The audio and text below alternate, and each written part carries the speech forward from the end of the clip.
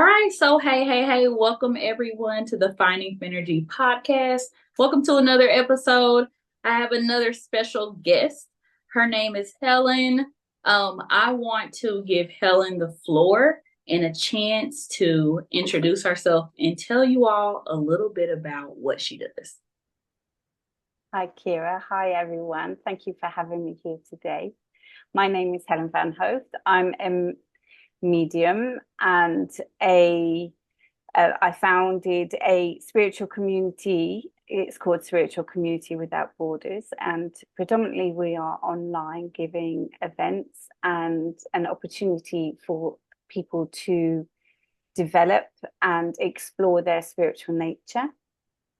So I work giving demonstrations of mediumship, but I teach it and encourage people also to explore who they are and how they are through coaching and mentorship for themselves in self-awareness, as well as I said, in the sort of spiritual and spiritualist spectrum.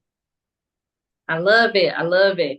And Helen has come on the podcast today to share her journey, just, talk with us about all the things that she has been through and, things she's overcome and just share with us where she is today. And so we're definitely appreciative that you've come on today. And I can't wait to hear your story.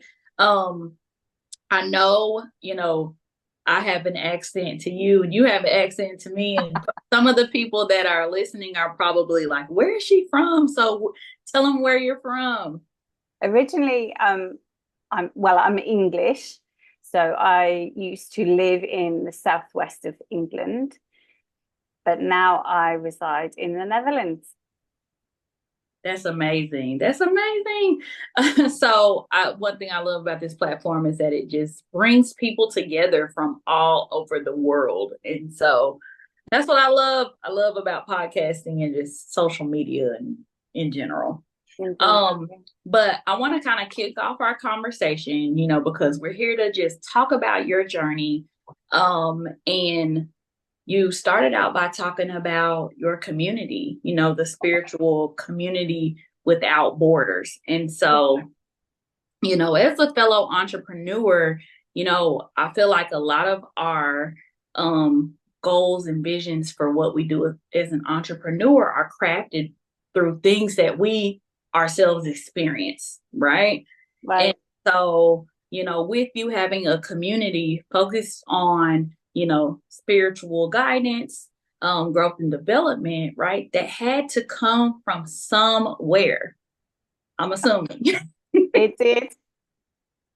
So I want you to just kind of, share with the women that are listening a little bit about what inspired you to start this community.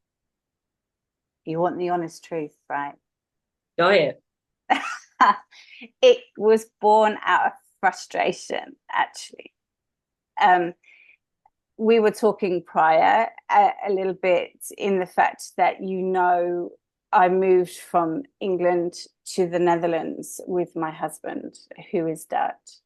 And in doing so, I rendered myself without a place to work. And being a medium is not just a job that we do. I believe that being a medium is an expression of the soul. It's who we are. So in that, it was becoming sort of a bit of a frustration. I had nowhere to put all of this sort of energy, this creativity, this who I am. So I was becoming sort of thwarted in a way. Mm-hmm. And being, I guess, entrepreneurial, this always wanting to work, to express, to get that kind of energy out there also. In the Netherlands as well, there's a lot of mediums doing a lot of good stuff. But also I was aware that I'm still learning the language. Back then, this is a few years ago, I was speaking even less and comprehending even less. I mean, not even now, you know, being very transparent, I can understand a lot, but speaking is still quite a challenge for me. So I was like, oh, what do I do? So I wanted to be able to work, and there were no offers of work coming my way from anybody that I sort of thought that I knew or in this country. So I thought, wow, you know, can't sit back and wait, got to do something for myself. So that's what I did, and I created something for myself. And at the beginning it was something that I did for the sort of area that I was in. And when I put it onto social media, I realized that people were hooking into it, and it wasn't from this area because I'm not from this area. And I thought, okay, so the original title that it was didn't fit where the demographic was coming from.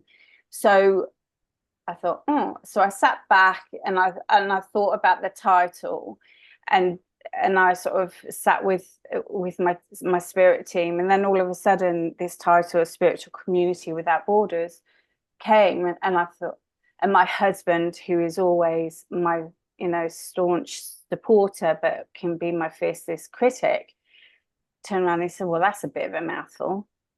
I'm not sure about that. And I said, well, yeah, true, it is a mouthful, but actually, if you think about it, I like it. There are no borders. There's no borders to this world. There's no borders to the next world.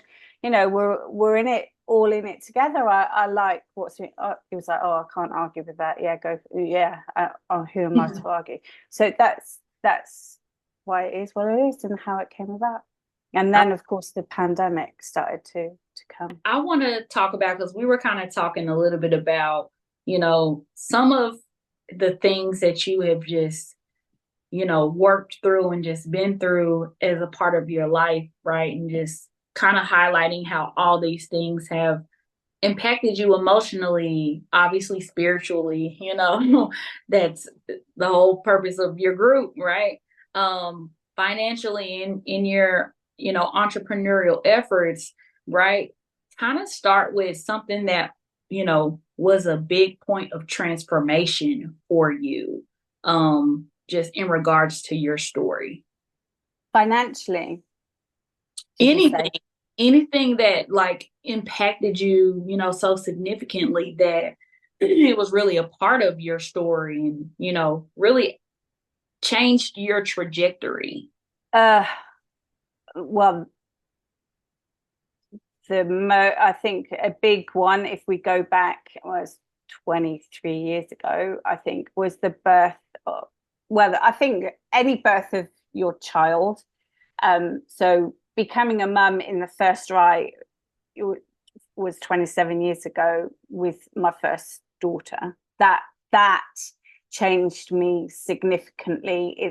Is a That's knowing love for me for the first time, unconditional love, realization of you have this little dot, you know, that you're completely responsible for, and just like, okay. And I can just remember looking at her, just being completely, wow, in awe of this little thing. Um, Absolutely. and she was she was born quite cold, so they had to put her under a heat lamp. And I remember waking up and my face was like that against her cot, this little goldfish bowl tank thing, like that. and it was all, my face was all burnt because of the heat lamp. I remember that. But like the shock of how, I think, how violent childbirth is, because nobody had told me about that, you know. Yeah. So that, I think, was sort of how, like, a revelation, and all of the stuff that goes on in your body, and nobody in my circle, I guess, because I think I was probably one of the youngest, and the first to have had a child, and so none of this had ever been spoken about to me. So all of this stuff was just really, really overwhelming, and I'm feeling like I'm on my own with it, I think. But nevertheless, the love for this little dot thing that I had, Mm-hmm. that was not in any doubt or nothing, you know. So that was transformational for me in coming into myself, no longer sort of second guessing myself. That was, you know, actually, she calls me, my eldest has always called me Mama Bear. So that energy, I think her little nickname for me is quite right. Like the Mama Bear energy, I think that's what I stepped into. So there was that was quite significant. Mm-hmm. And then a few years later, the birth of her brother, when he was born fighting for his life, which nobody expected. But the lead up to it was, I just felt inside me, or not inside me, but sort of here, that something wasn't quite right. And I had said to a midwife, something's not right. She was like, count the kicks, which is what they used to do. And I did. And she's like I ticked it up on the chart. I was fine, or it's fine. Baby's fine. But I wasn't convinced, and I was a pain because I wouldn't let up. So they were like, give you a scan. So they scanned me. And I always remember the words, look, baby is fine. But I remember not feeling, just really deep feeling, something's not right. This intuition, something is not right. And I have a problem with my spine. And it was, my spine was hurting. And so they agreed to induce me. So I went in for the induction, and it worked first time.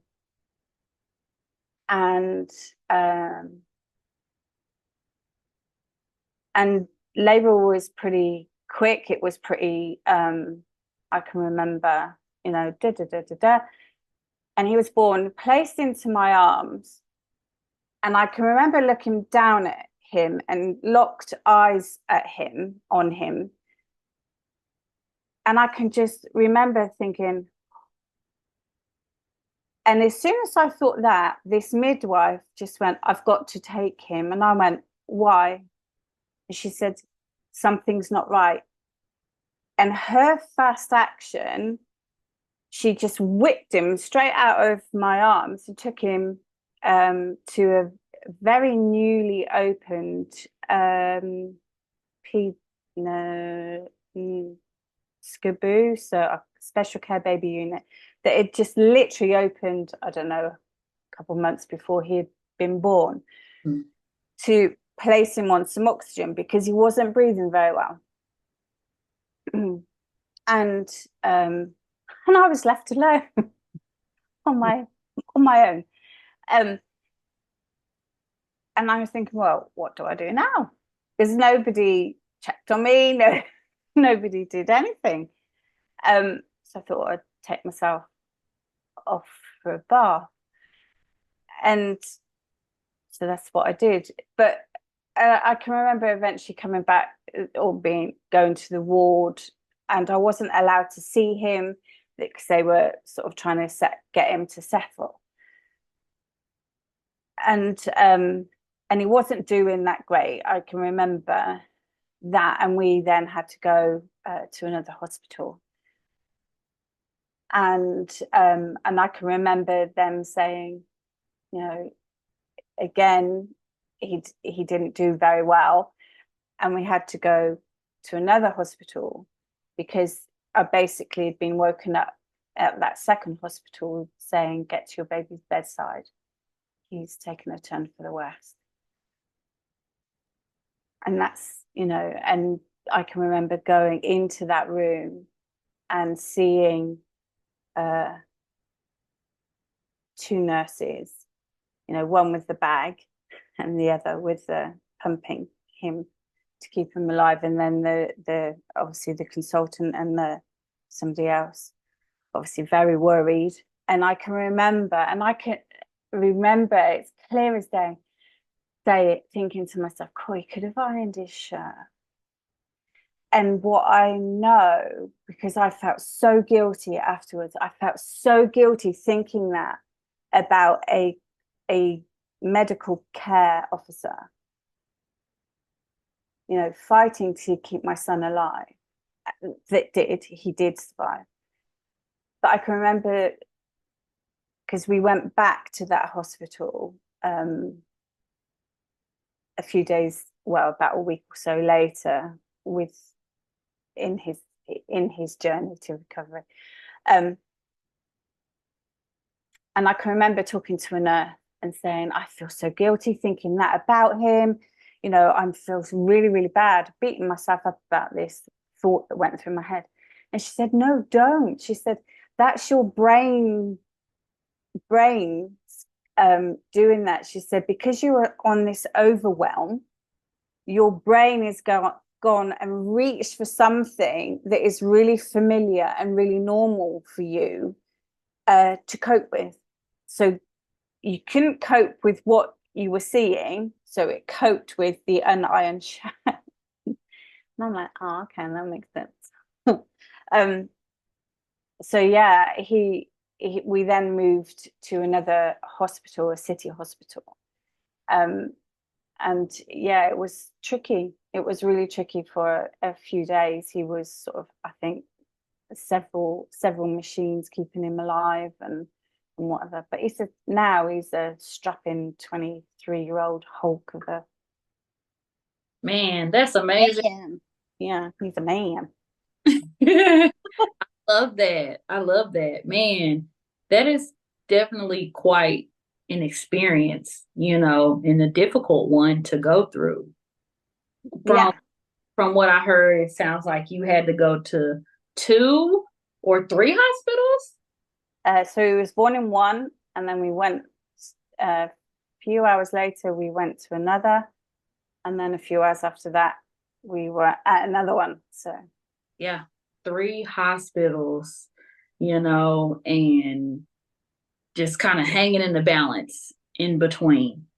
yeah, and of course it came on the back of delivery. So Yeah. and I was moving, and then I think I was awake and on my feet. So I then was beginning to lose far too much blood, sort of potential of hemorrhaging, and so they wouldn't allow me to go and see him quite as quickly as I wanted to go and see him. And I can remember walking into the pediatric intensive care unit. I don't think I was walking in. I think I was in a wheelchair being pushed in. And I knew or I had a sense of where he was um, on this, and it just felt like a space age thing. You know, we're going back 20 odd years ago, so um, and I can remember at the behind his bed, which was sort of raised like this, and he had the sort of panels where the machines are, and he had the tubes down his throat, sort of keeping him alive. And he had the lines in and whatnot, and I could see my grandfather stood behind that bed or that cot, whatever it's called, as clearly as I could see, say, if there's a physical person stood there, like to the side here. And my grandfather died when I was 4 years old. But just in that instant, I could just see him. And I've always been aware, I guess, what I would call it, of spirit world, but I don't.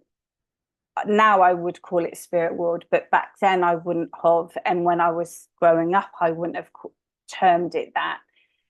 And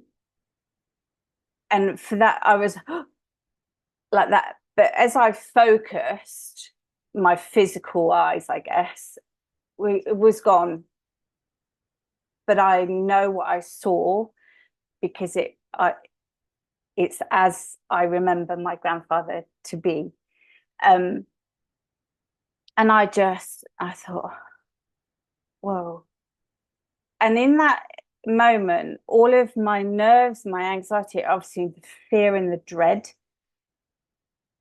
kind of, I settled. Just for that moment, I could gather my breath. And I remember going to my son's side, and the nurse just sort of being overwhelmed, and the nurse sort of coming to me, sort of standing next to me and talking me through and preparing me. And she said, you know, he's not going to respond to you because he's so medically sedated and he needs that, and da da da da da da da. And she said, and you can touch him if you want. She said, but when you touch him or when you speak to him, be prepared that he won't respond to you because he's so medically sedated. Okay. So I did. I spoke to him and I touched him. And when I did, his heart rate went up. And she went, Man. oh. She went, oh, he knows who his mum is. And I can just remember that completely made me burst into tears. So yeah, that then was a whole, you know, it's a physical, emotional, mental, and spiritual experience that was going on all at once. Yeah. And I made a promise. I was left on my own with him because there was also some challenges going on in the marriage at that time. I made a promise to my son at that time, not in that moment, but in those days. And I whispered it in his ear. And when he was about 3 years old, he told me what that promise was. And I kept that promise. I made it not necessarily to him. I made it to what I will term now spirit world. But he told me what that promise was. Wow. Yeah, it's incredible. Absolutely. Yeah. Absolutely. Now, as you were, obviously going through this, and, there was the time when you were, you and your son were in the hospital, and, you were in and out of the hospital, and, but there's also the time after you got out of the hospital, right?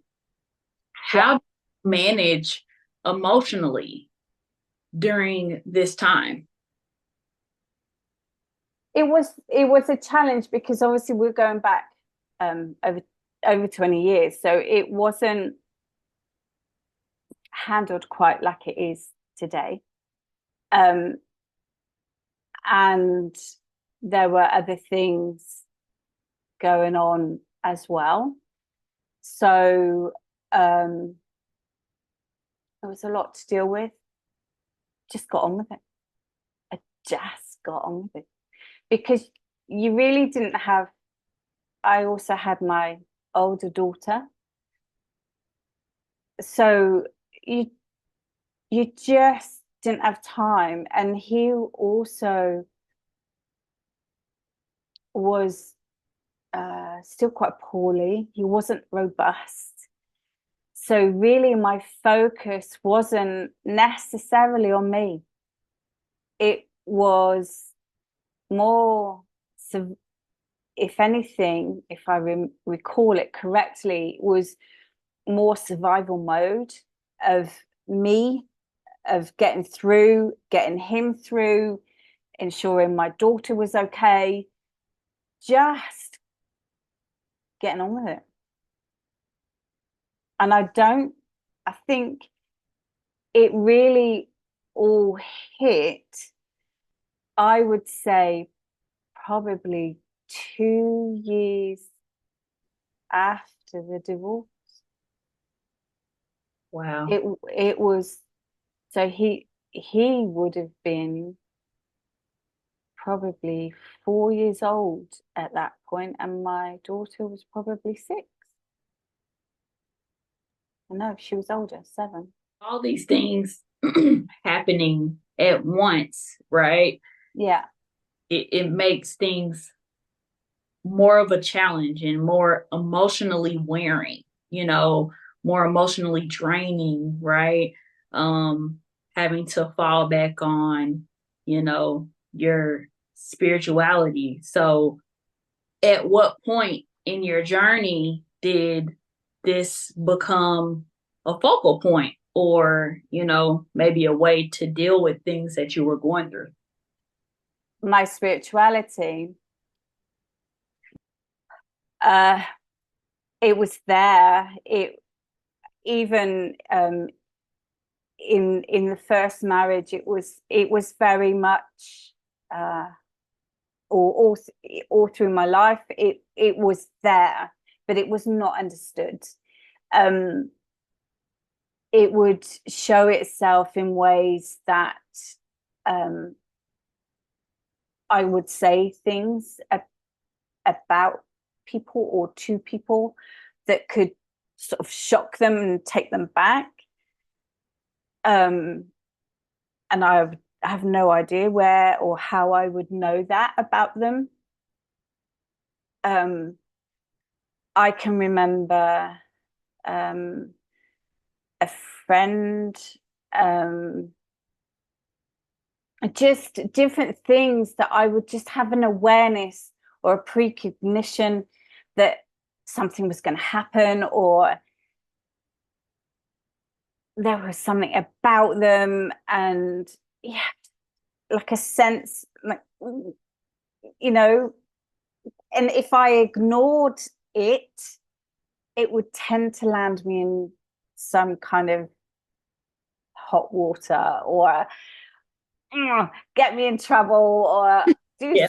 you know um so there was this sort of in deep set intuition that I have learned now that it never leads me wrong, so I'm not going to ignore it, even if there's 1,000 other people that's going, yeah, they're really good, or this is great, or da da da. If my intuition is going, I ain't gonna do it, you Yeah. know. So, and I think also that the story of the one that is never quite fitted in, or felt like she didn't fit in, or the weird one, or she's this or she's that.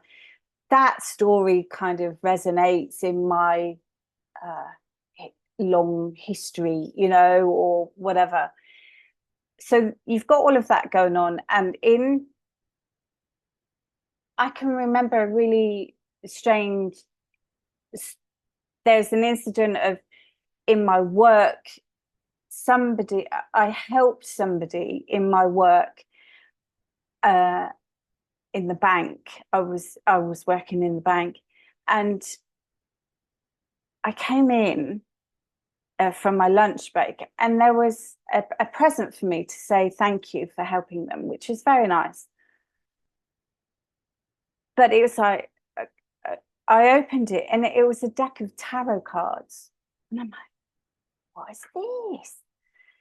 And I've never seen it, handled tarot myself. I'd obviously seen them. I'd had my tarots read. And I went to look for them, their details, to then contact them to say, thank you. Couldn't find their details on that computer screen for love nor money. Where were they? I'd spent hours with them to sort out a problem, but according to the system, they didn't exist. Where'd they go? So that was a really bizarre situation. They must have existed because somebody had taken the tarot cards from them to get them to where my desk was. So, and that sort of kick-started something as well. And I would start to read intuitively the tarot. So that started to bring forward this innate ability, if you like. I started to then go to a local group to start, but I didn't feel comfortable. I didn't particularly like it. There was stuff, I just said about trusting my instinct.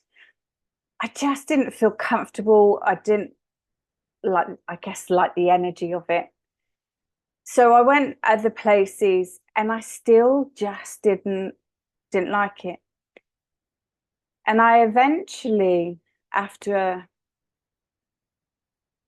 a long time, I used to just sit with myself, I guess, in meditation, because this is all pre-internet, pre-YouTube, pre any kind of stuff. This is old school. Right. So I was just sort of sit on my own, and I would get sort of flashes of almost what I know now, intuition and insight and things. So I just sit very, very quietly because my children would be upstairs in bed. And I would just sit with my thoughts, and I would get what I now know is my team, what I would call it, a download of thought or guidance, or just feeling okay and secure, and I'm not on my own. Because at that point, like I said, it took several years for me to start processing all of the stuff about the divorce of my my second child's birth, and other stuff that had happened in my life, all kind of avalanched over the top of me. And I was in quite a dark place. So having these insights was quite handy, And a friend of mine at that time, she said about this sort of healing weekend that was going on.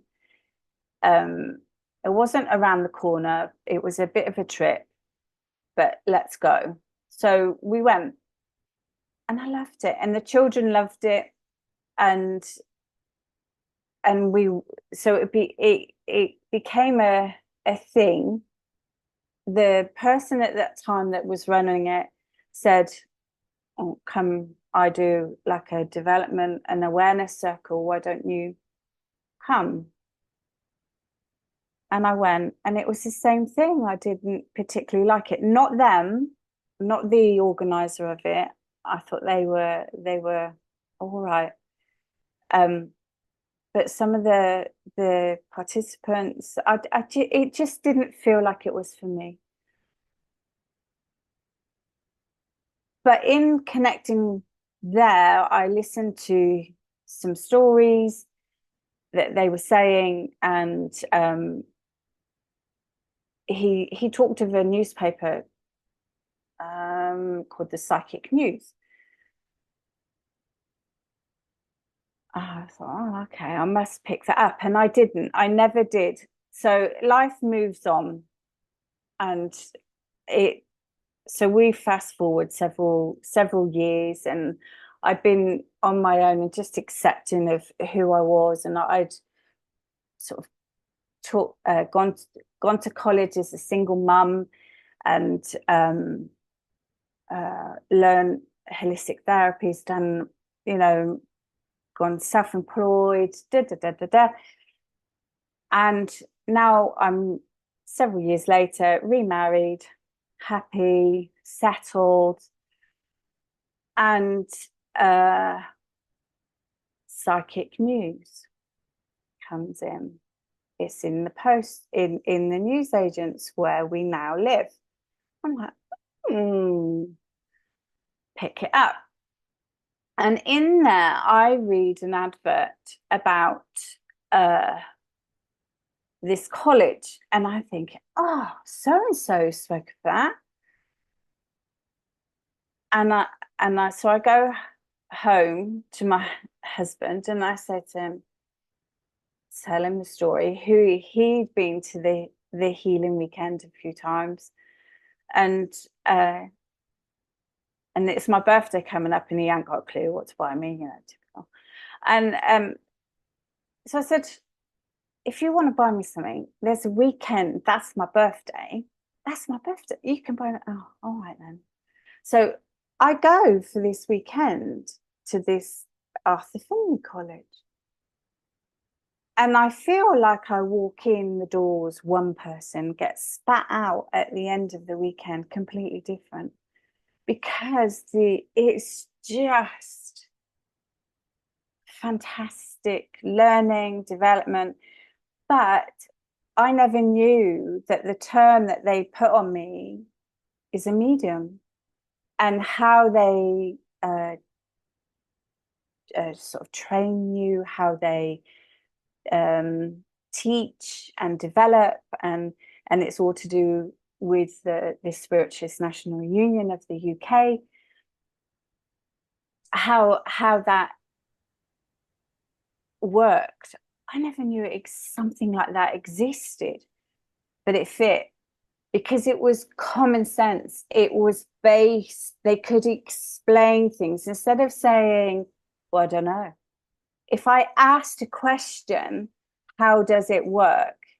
They could explain it because it was based in a philosophy, a science, and a religion. And it, not that I was then anything to do with religion. It scared me. It freaked me out. I didn't have a relationship with God at all. But there was such a firm foundation to what they did. And there was a firm understanding to it, rather than going, oh, that's what I got. I'm giving it because that's what I got. They could, none of that. And I'm like, this is what I've needed. This works for my mind. This and makes me understand myself. Now, for those that don't know, can you explain what a medium is? Sure. So a medium is somebody that has the ability to communicate and bring evidence and information from the deceased, so from the spirit world. So basically, how I would term it is a discarnate soul. Okay, so a psychic. So I'm also a psychic. So I believe that a medium is also a psychic or an intuitive. So a psychic and an intuitive connects to an incarnate soul. So you and I are incarnate. So I can read and assimilate information, if you like, from the living. So people say and talk about auras. I don't necessarily say about aura, but it's a term that is referred to. It's energy. Everything that we deal with in life, even Einstein says it, everything in life is about energy. Everything in the universe is energy. Okay, it can't be made. It's just repurposed, if you like. So when we die, that energy is repurposed into the spirit world. And there are some people in the world that are mediums, and those mediums are able to connect to that deceased energy and should be able to bring through that evidence of how specific evidence of how they've died, character, memories, hobbies, what they did for a living, things like that, and bring it through. It's like bringing through the essence and the purpose, the reason why they've come through. Wow. Loved ones. Wow. Yeah. Okay. That was an amazing description. And, I feel like will definitely help whoever is listening and whoever is watching, understand your journey and understand what you do, and The you passion. just you talked about how, we've been talking about how you came to that journey, right? But you were kind of talking about just your specific in going to, these, you received a gift, you kind of started looking for community, and you found yourself kind of meditating on your own. And then you found these weekend retreats. And, it sounds like those were very, a key point to your growth in this area. The healing weekends, and then at the Arthur Finney College, they do weekends, they do weeks, but I wouldn't call them necessarily a retreat. They're hard work. That you put the effort in. They're real courses. Gotcha. Okay. Man. So courses and, weekends and your week, and all of those kind of led you to, learning more about a medium, and you kind of felt like you found your calling, through these different, weeks and weekends events. Yeah, I think it going to the Arthur Finney College allowed me to understand myself. But it took me a while to go back there because it was a bit of a whoa, what just happened? Whoa, that kind of realization. I'm not sure I refer to mediumship being a medium as a gift. I call it an ability and a responsibility, because it is. Absolutely. So we've heard, a lot about, not necessarily where you started, but definitely what, has impacted you and, pushed you and encouraged you and motivated you along this journey to mediumship. Tell us where you are now. Tell us what you do. Tell us how you help others through mediumship. I think that's one aspect of what I do. I mean, it's my absolute passion as well. It is a passion and as you say, is a call to action, if you like. But to get people to understand mediumship, and because there's a lot of myths and misconceptions about it still, and the difference between intuition, psychic, and what mediumship is a bit of a mission, I think. Um,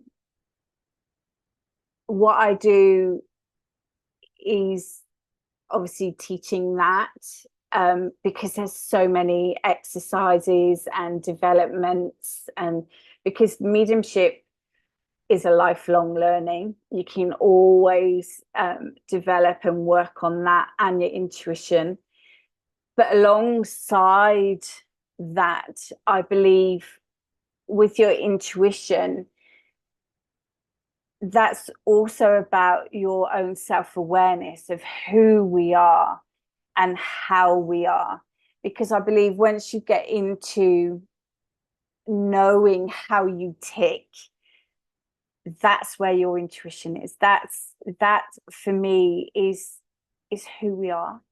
That's our innate ability. And I think over recent years, we've been coerced into being away from our innate ability because of one reason or another.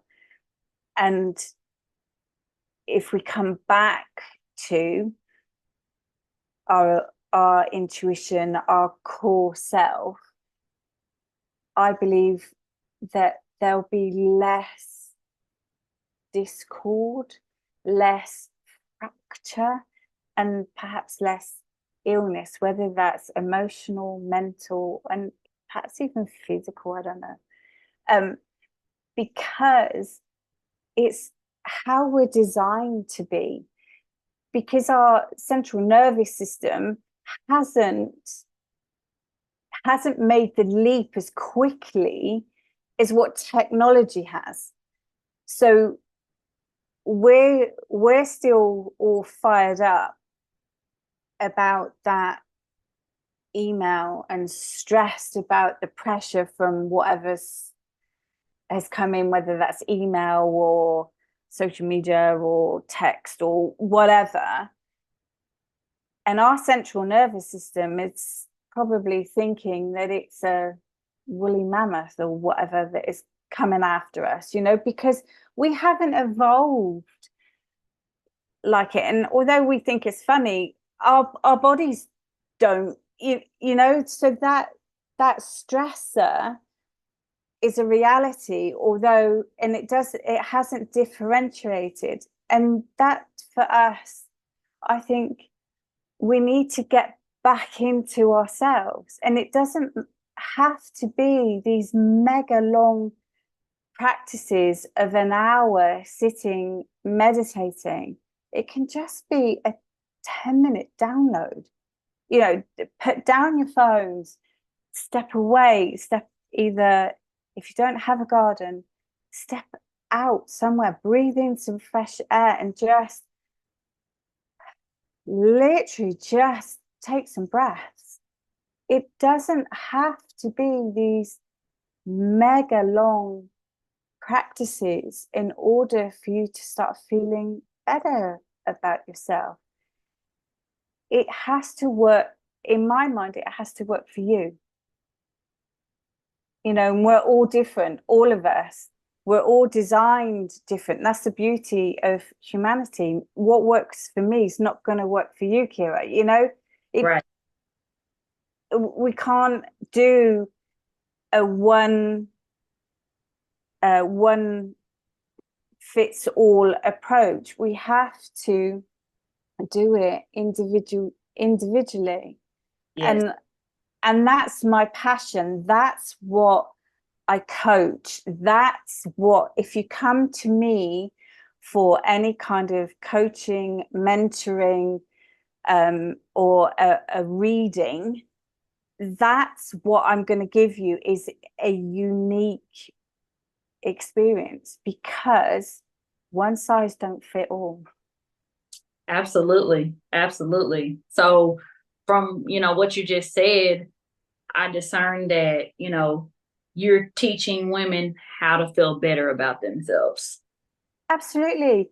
But not on the outside, on the inside. Absolutely. The outside, of course, we're women. It's important to us.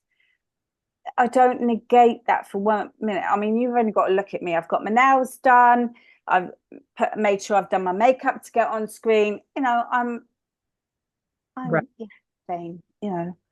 Of course I am. But it's on the inside, and that's what I will connect with everybody, because that's what's important. And when I do my work with spirit, that's what remains. That's what I'm connecting with, is the essence of the person. That's what you take with you. Yeah. You're not taking your face, well, you are your spirit face, but you're not taking your makeup, you're not taking your nail. You know, do you understand what I mean? Absolutely. Absolutely. It's what's inside that matters. Absolutely. So if I can help women to empower themselves, because for me, having been through some experiences in my life that have threatened that, and I've had to work hard, and I'm still a work in process, because we all are, then I'm doing my job. I'm doing what I love.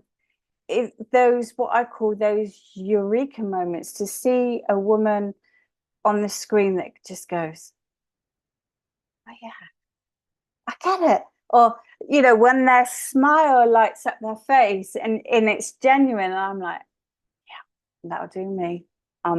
Yeah, done my job today. Because that gives me such a good feeling.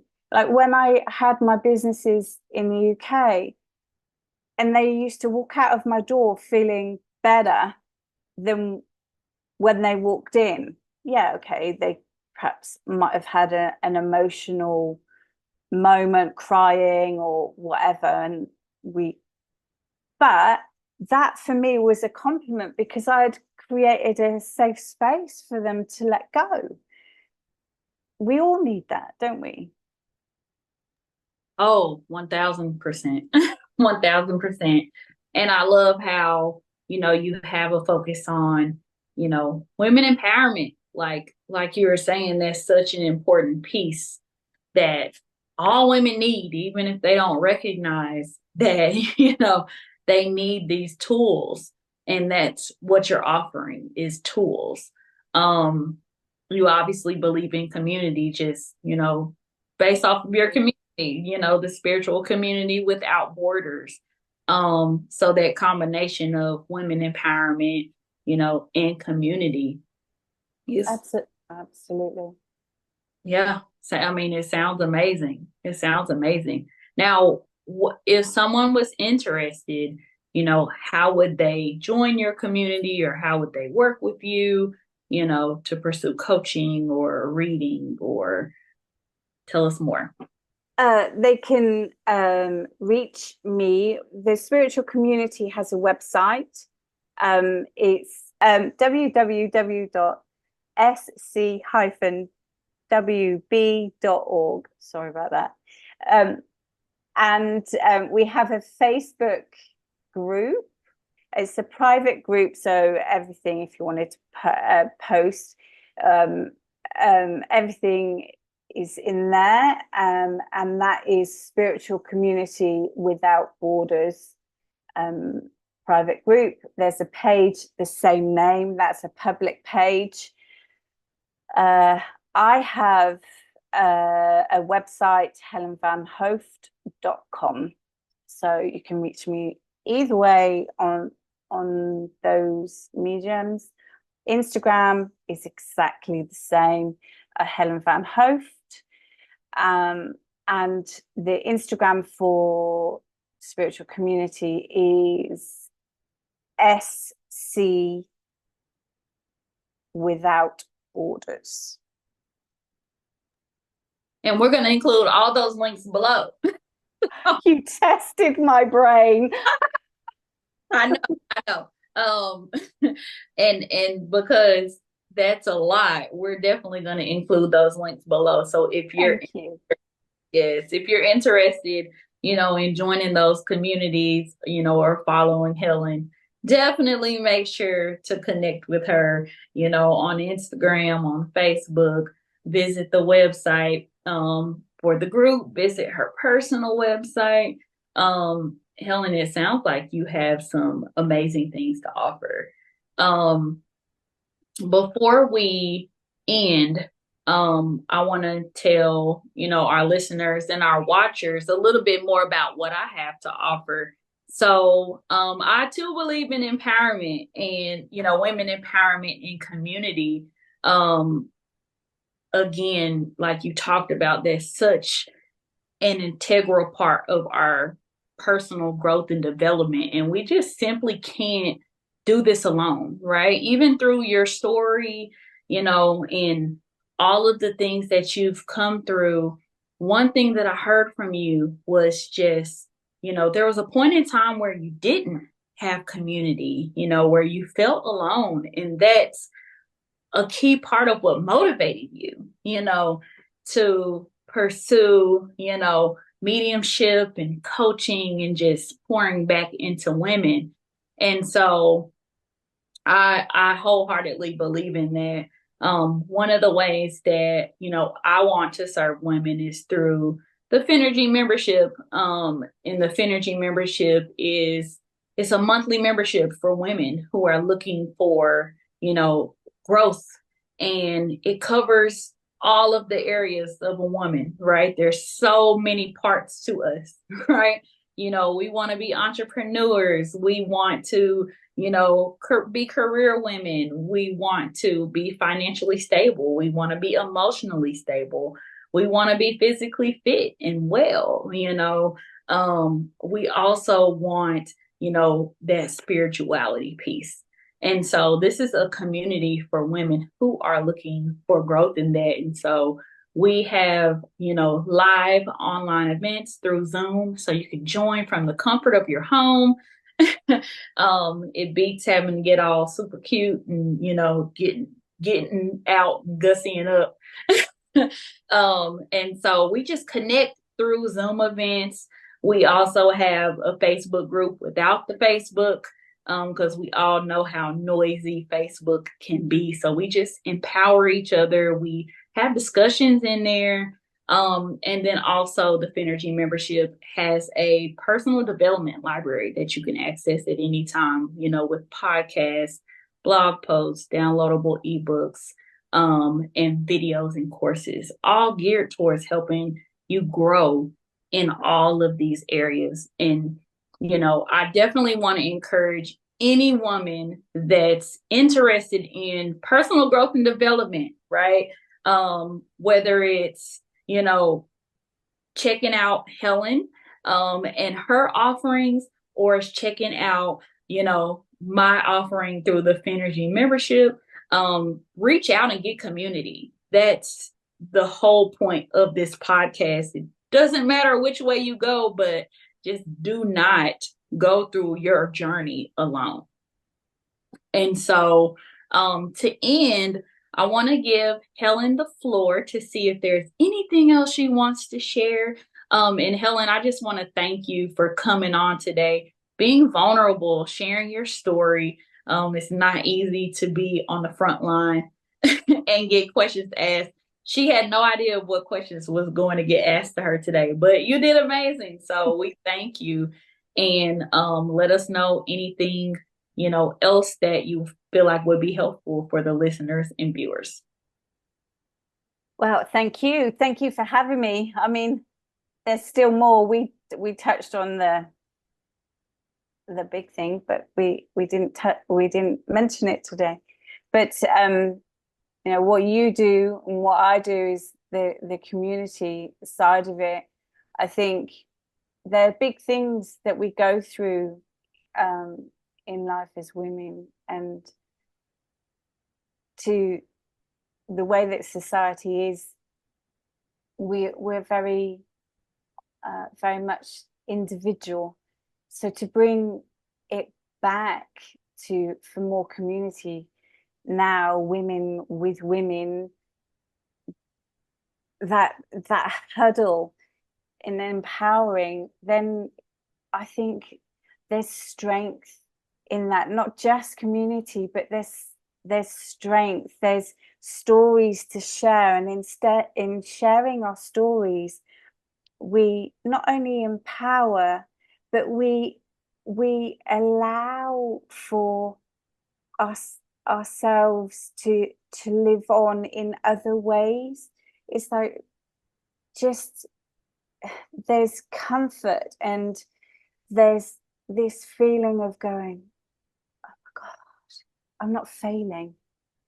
Because I remember where people hadn't, or other women hadn't told me about, oh yeah, I didn't get that right, or I didn't get that right as a mum or as a wife or whatever. I thought I'd failed. So in talking and talking openly, it allows us to go, I'm all right, I'm okay. And doing that would then negate all of this emotional, mental toll that we pick up and we carry everywhere. We can just put all that rubbish down and just go, you know what? Laugh it off with friends, with our community, and we just have a really good laugh about it and go, girl, just forget it. We've been there. Because that was what was missing for me. Absolutely. And for me as well, and that's truly the motivation, behind it. But I definitely thank you. I thank you so much for just coming on, Helen. And I encourage any woman that's listening or watching to check out Helen and her offerings. It sounds like she's really motivated to help women, through her different services and offerings. So check the links out below, and let her know where you learned about her from. Thank you. Thank you for having me, Kira. It's been an absolute pleasure. Yes, you're very welcome. So thank you, all the viewers and the listeners, for staying tuned to this podcast. Definitely subscribe, like, leave us a comment. Let us know what you thought. If you learned anything new, or any just points of interest from this video. And I look forward to seeing and hearing you all on the upcoming podcast episodes. All right. Have a good day. Bye, everybody.